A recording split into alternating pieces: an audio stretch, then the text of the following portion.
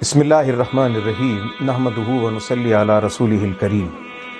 محترم سامعین و حاضرین، السلام علیکم ورحمۃ اللہ وبرکاتہ۔ ماہ رمضان اور قرآن ان دونوں کا چولی دامن کا ساتھ ہے۔ رمضان ایک زندگی گزارنے کا،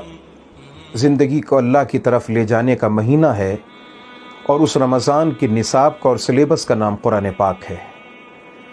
اور قرآن پاک کی محبت، شوق، ذوق، اس کی تلاوت کی طرف متوجہ ہونے کے لیے سب سے بہترین چیز نماز تراویح ہے۔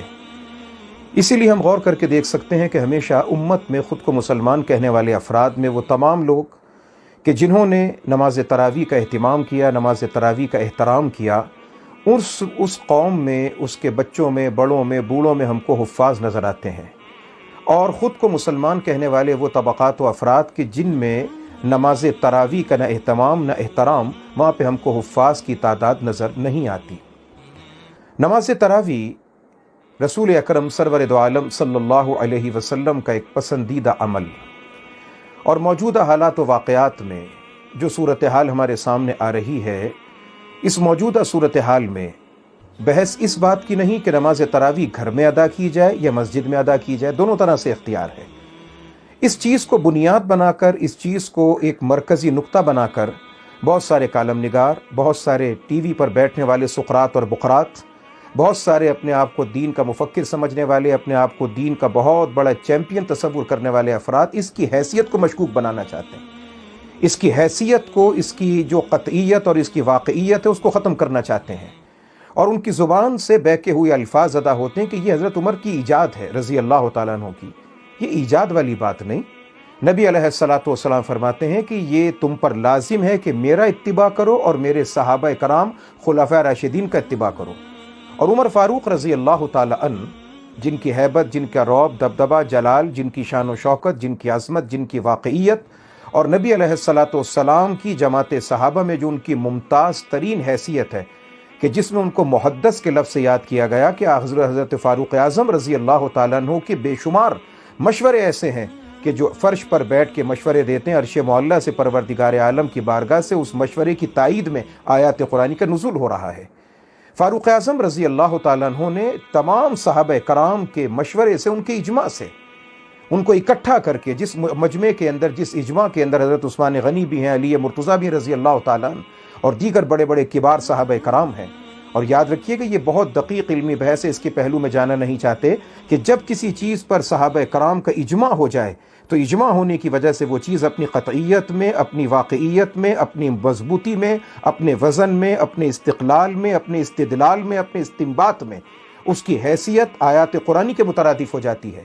صحابہ کرام کا اجماع ہو جانا، تمام صحابہ کرام کو اس موقع پر اکٹھا ہو جانا، اجماع ہو جانا نماز تراویح کے حوالے سے، یہ اس کی حیثیت کو بہت اونچے درجے پر لے جاتی ہے، اور امت میں اس کا رائج ہونا، امت میں اس کا جاری ہونا، یہ اس بات کا قطعی طور پہ ثبوت ہے۔ اس کی اہمیت کو، اس کی حیثیت کو ہم مشکوک بنانا شروع کرتے ہیں۔ بہت سارے کالم نگار، بہت سارے افراد بیٹھ کر اس کی حیثیت کو مشکوک بنانا شروع کرتے ہیں۔ گھر میں پڑھنا، مسجد میں پڑھنا ایک الگ چیز ہے، لیکن یہ کہنا کہ صاحب یہ چیز ہی سرے سے حضور علیہ الصلاۃ والسلام کی طرف سے نہیں، حضور علیہ الصلاۃ والسلام سے جو واقعات، جو باتیں، جو چیزیں منسوب ہیں، آقا علیہ الصلاۃ والسلام واضح طور پہ 3 دن تک اس نماز کی ادائیگی کے بعد جب صحابہ کرام چوتھے دن جمع ہوتے ہیں نہیں تعلیم فرمائی۔ کیوں فرمایا؟ کہ مجھے اندیشہ تھا کہیں یہ تم پر فرض نہ ہو جائے۔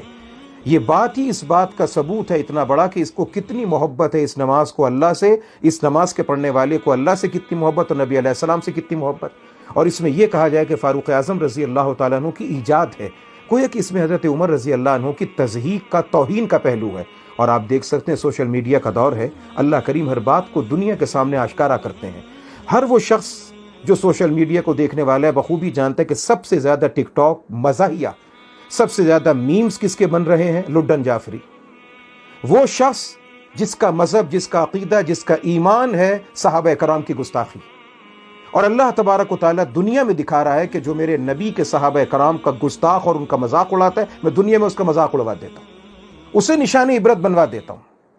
تو نماز تراویح کی اہمیت، نماز تراویح کی حیثیت، نماز تراویح کا مقام، نماز تراویح کی شان، یہ اس قابل نہیں کہ اس پر بیٹھ کر کوئی شخص اخبار کے کالم میں یا ٹی وی کے کسی پروگرام کے اندر بیٹھ کے اس کی حیثیت کو متعین کیا جائے، جو پوری امت مسلمہ میں 14 صدیوں سے رائج ہے۔ فاروق اعظم رضی اللہ تعالیٰ عنہ نے ابی بن کعب رضی اللہ تعالیٰ عنہ کی امامت میں تمام لوگوں کو وہاں پر جمع کر دیا، سب نے نماز تراویح پڑھی اور نماز تراویح کو ادا فرمایا۔ اور بقول شاہ ولی اللہ محدث دہلوی رحمۃ اللہ تعالیٰ علیہ، حضرت شاہ ولی اللہ محدث دہلوی رحمۃ اللہ تعالیٰ علیہ فرماتے ہیں کہ پروردگار نے نماز تراویح کی 20 رکعت میں پورے سال کی نمازوں کا ایک قسم کا بونس اور کفارہ فرما دیا۔ فرماتے کہ صبح سے لے کے شام تک جو نماز ہم ادا کرتے ہیں اس میں اگر ہم شمار کریں 2 فرض فجر کے، 4 فرض ظہر کے، 4 عصر کے 10، 3 مغرب کے 13، 4 فرض عشاء کے 17، 3 وتر نماز واجب 17 اور 3 20، ان 20 رکعتوں میں پورے سال میں جو کمی کوتاہی ہو جاتی ہے اللہ کریم نماز تراویح کی برکت سے اس کمی کوتاہی کو پورا فرماتے ہیں۔ اس لیے ہم کو چاہیے کہ اس بحث و مباحثے میں نہ پڑیں، اور بقول علامہ اقبال کے اجتہاد عالی مان تنگ نظر اقتدا بر رفتگاں محفوظ تر،